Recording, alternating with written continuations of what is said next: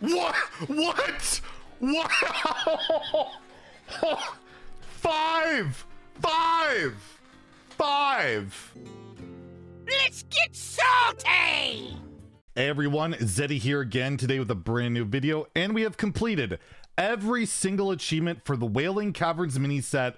All the new ones added in there. I believe there's one for each class, so that's 10, plus 2 neutral ones, so 12 overall. They grant over 3,000 XP, and each grant, I believe, 30 achievement points. So here we are. Here is our guide on how to complete all of these achievements, and for the most part, a lot of them are pretty, like, just whatever, straightforward, but there are some tricky ones, so you might want to check out, you know, some of the descriptions, some of the tips, and we're gonna do these all in. I did most of these all in wild. Most of these are wild based. There are some standard lists. I'll try and give standard suggestions, and again, if you're missing any of these cards, you can try and draft them in duels or arena where it counts. And again, achievements can only be completed on either ranked ladder, in duels, either casual duels or paid duels, or arena. You cannot do them in friendly matches, tavern brawl, against the, like, you know, solo adventure content or anything like that. That's how it has to be done. And I again have updated the Google Doc, the Baron's Google Doc with the last achievement guide.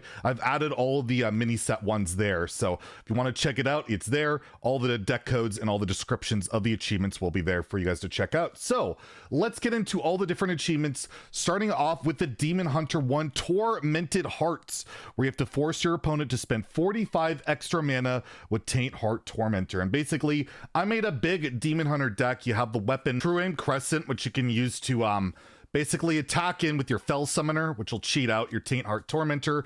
I have a Soul Split in here, which can copy the Taint Heart Tormentor and basically try and have the minion stick and queue into a Priest. Priests are mostly spell-based, and this is a gradual one. Doesn't have to be done in one game, but basically try and cheat them out. You can use Raging Fell Screamers as well to discount them, and if your opponent plays any spell, it costs 2 more, it activates towards this, and it does stack. So if you have 2 of them on board and they have to spend 4 mana, it stacks, it works.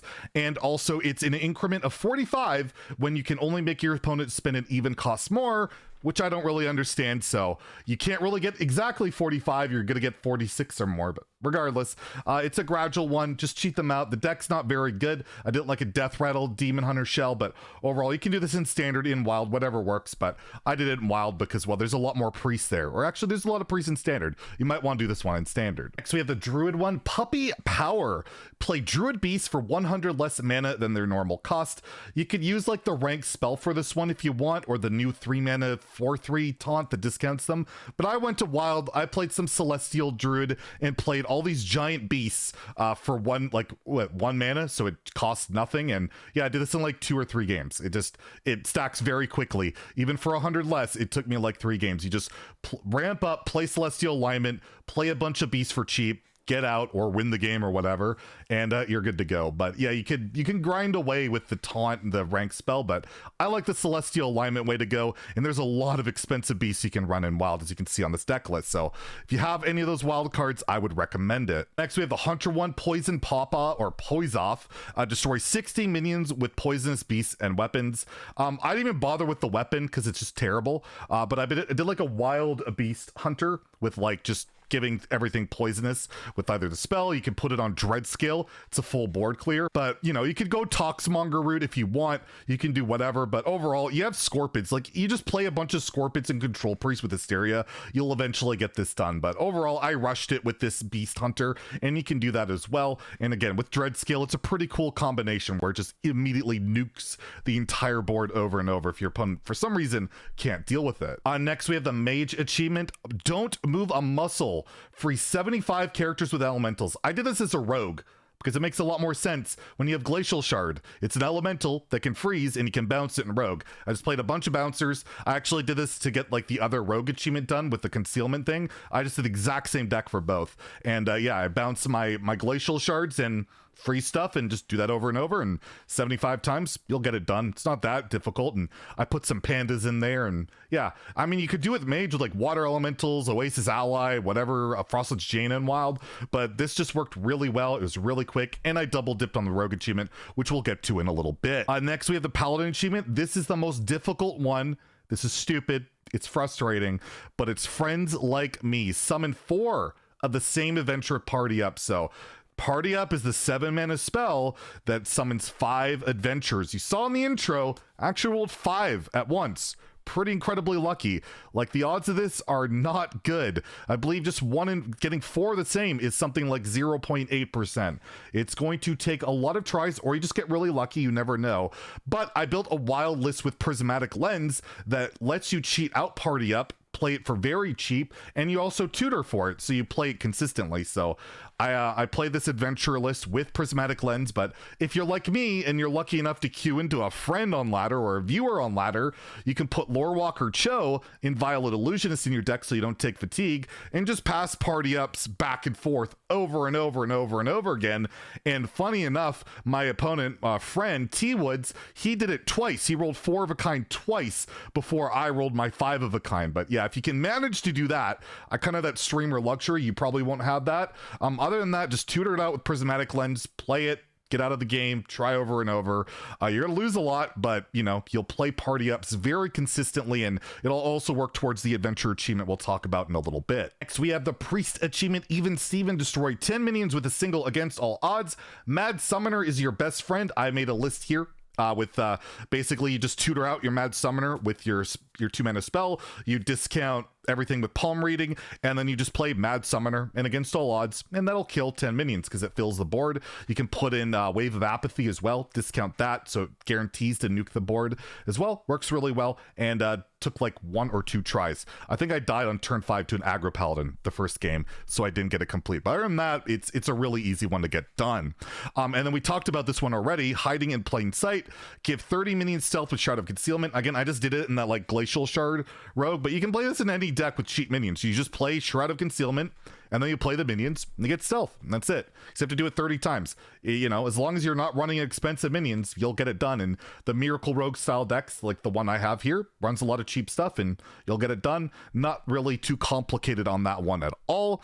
Shaman has Spit Hot Fire, destroy 75 enemy minions with Perpetual Flame. So again, I just did a Mad Summoner build where I would play Mad Summoner and nuke the board. And yes, it overloads on every single instance. This card sucks for the most part. It's very frustrating, but yeah, you just, you know, tutor out. I played Spear of the Frog to tutor out my Perpetual Flame with 0-mana spells, and eventually just drew the Mad Summoner and did it. And you can just do it on a full board or on enemy minions on board. That works as well, whatever you want. But overall, I sped it up with this process, but you can just play Perpetual Flame and like an aggro shaman and eventually get it done as well. You don't have to speed run it, but you know, if you want to be efficient, that's what I did. The Warlock one is quite simple. Spend 100 health on Warlock cards. So I abused, and it's still, as of today, not nerfed, Stealer Warlock to get my Mutanus achievement, which we'll talk about, and also get Nozdormu wins for my core set achievements.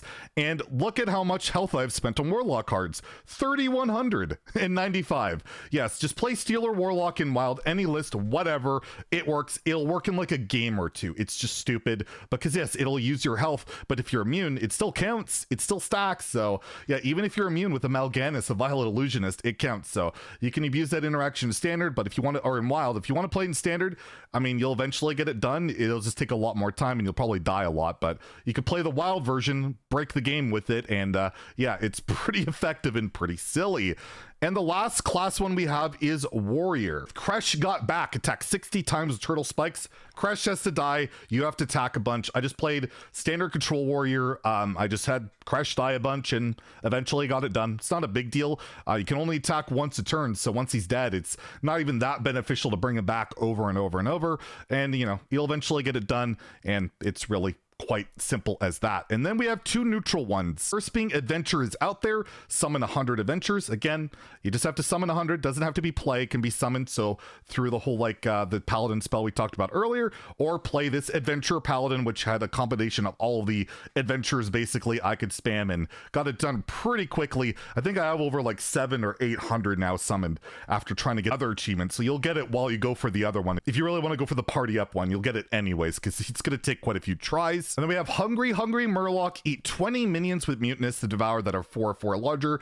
Again, I just abused Stealer Warlock because I could play this for 1 mana. You can put this in any deck, like a Control Priest, Control Warrior. You could couple it in Wild with Bran and eat 2 minions so that you can try and increase your odds of getting a 4/4. But basically, yeah, you're at the mercy of your opponents running minions that are 4/4 larger. If it's a 3/10, it won't count. It has to be a 4/4 or larger. It has to have 4 attack or 4 health or more. Has to hit both of those criteria. I hit a bunch of Stealers, 2 6s. That's 8 health or 8 total stats. Doesn't matter. Has to be a 4/4 or more. But yeah, you can use stuff like Brand. I guess the Shutterwalk doesn't work because Shutterwalk technically will eat it. So infinitely chaining Shutterwalks doesn't work. It has to be Mutinous itself. But again, this is just more of a time sink. And I did it with the Stealer Warlock because I could play it for 1 mana and it's stupid. And I did want to mention the hidden mystery achievement.